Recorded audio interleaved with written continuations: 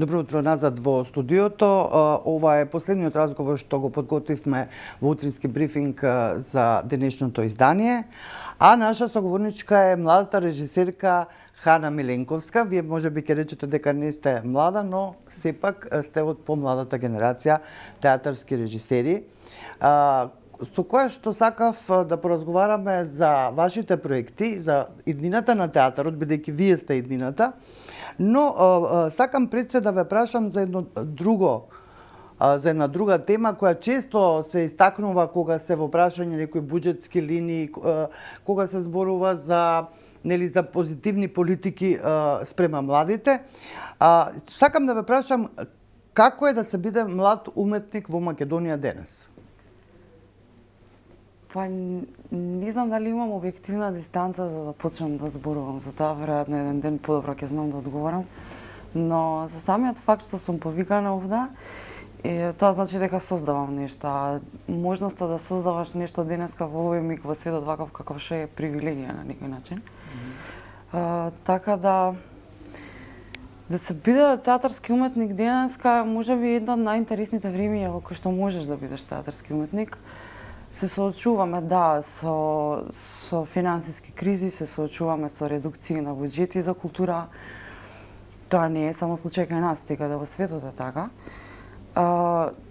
Така да, мислам дека малку е привилегирано да зборувам за тоа. Добро, колку е тешко да се тешко е да се создава, не е едноставно. Последниот проект кој што го работев беше комплетно без буџет. Можам многу надолго и на широко да зборувам за предизвиците на тоа што значи да работиш проект без буџет.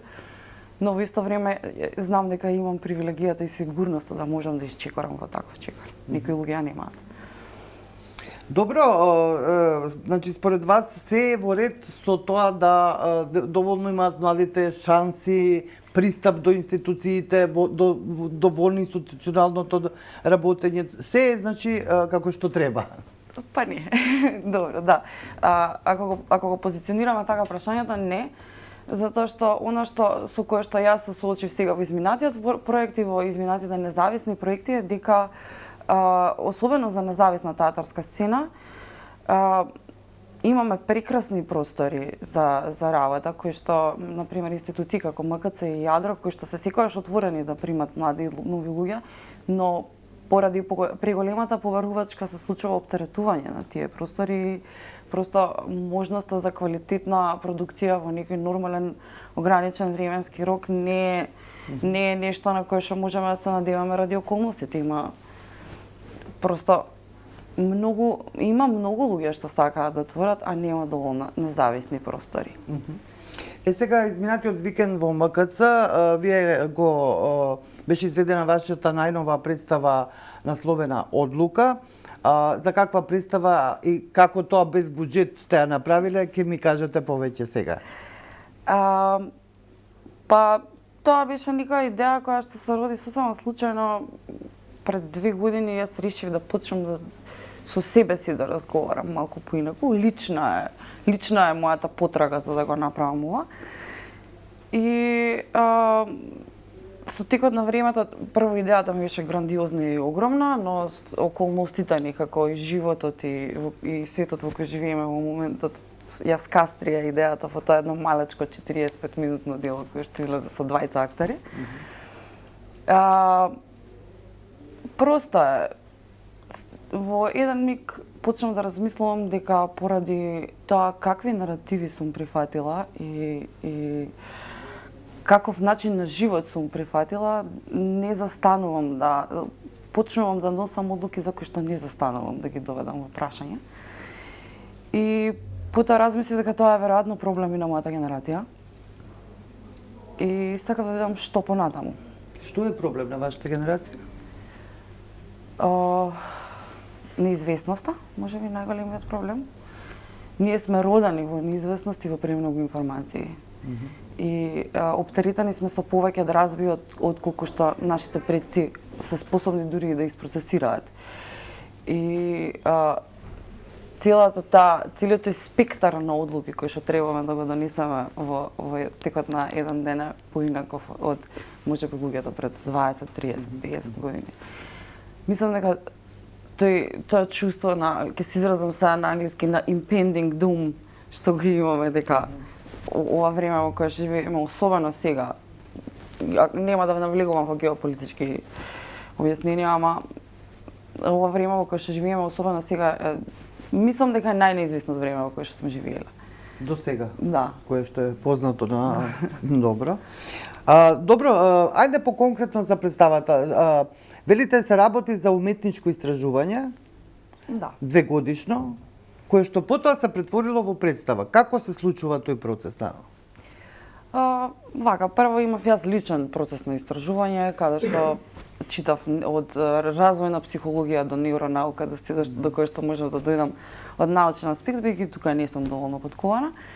И потоа тргнав во потрага на соработници кои што би застанале за ваков проект, што рековме, без буџет и без финансиски услови.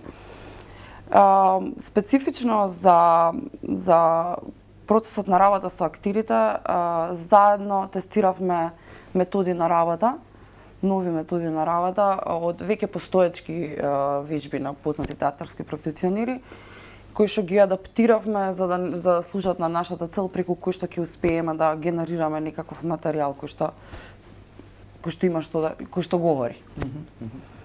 Процесот траеше, почнавме со проби на 1 август 2022, завршивме 21 мислите? 21, да. Добро, како тоа без буџет работевте? Како е можно тоа да се направи? Имавме време и волја, и кога немавме време, успевавме да најдеме време. Имавме поддршка од Културниот центар Јадро, тие ни отстапија простор. За пробите? За пробите, да.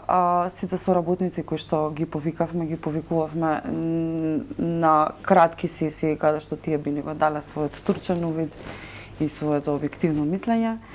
И така некако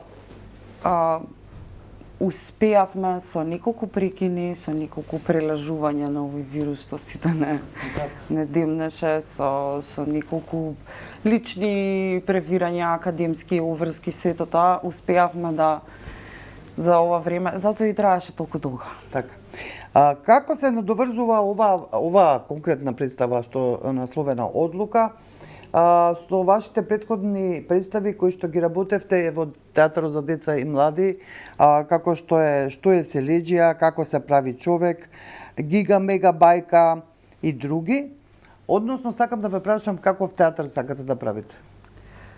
Па, последните 3 представи, како се прави човек беше во кинокултура, таа е независна. Добро, реков во вашите претходни проекти. Прашањето ми е каков театар треба да се прави, како вие театар сакате да правите? Чесен.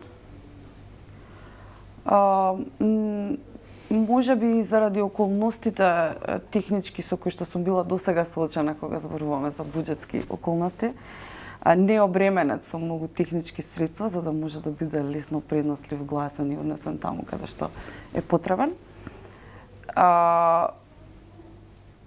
Повеќе ве прашувам за содржината.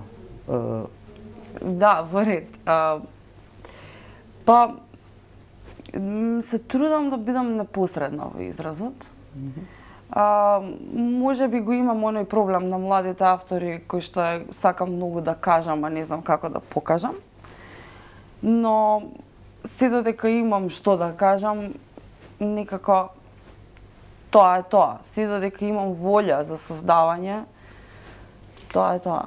Сакам да ви цитирам една изјава од еден српски театарски режисер Младеновиќ, кој што вели дека во периодот по пандемијата театарот ќе мора да се реорганизира, да биде попаметен и поприемчив и порадикален, вели тој, затоа што веќе рутината на продукцијата и играњето на театарска представа не се доволни за да публиката купи карта и одгледа представата. Театарот, ако не се промени, вели тој, ќе остане скаменета уметност. Па веќе се менува театарот. Мислам дека со мојата генерација тоа почнува да се случува. Не се позиционирам ја како некој предвестник на промената. Туку распонот на внимание на луѓето е променет. Она што порано си требал да го сработиш во 3,5 часа, сега луѓето немаат ни време, ни трпение, ни волја да го гледаат 3,5 часа. И тоа е факт со кој што мораме да се соочиме. Исто така, влогот е поголем на секој што излегува да купи карта за театар денеска.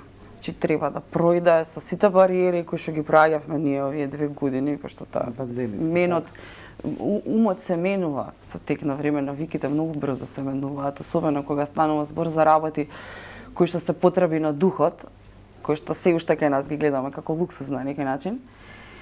И мораш да си побрз, мораш да си поподготвен, мораш да си поадаптибилен, мораш да си во тек. Подиректен, веројатно. Да. И во пренесувањето на она што сакаш да го кажеш. Да. Добро, ви благодарам многу што ни представивте дел од тоа како младите творци гледаат на театарот денес и на тоа што ќе се случува во иднина со театарот. Ова беше Хана Миленковска, млада театарска режисерка, чија што представа Одлука премиерно беше прикажана овој викенд во Младинскиот културен центар. Ви благодарам за вниманието до сега.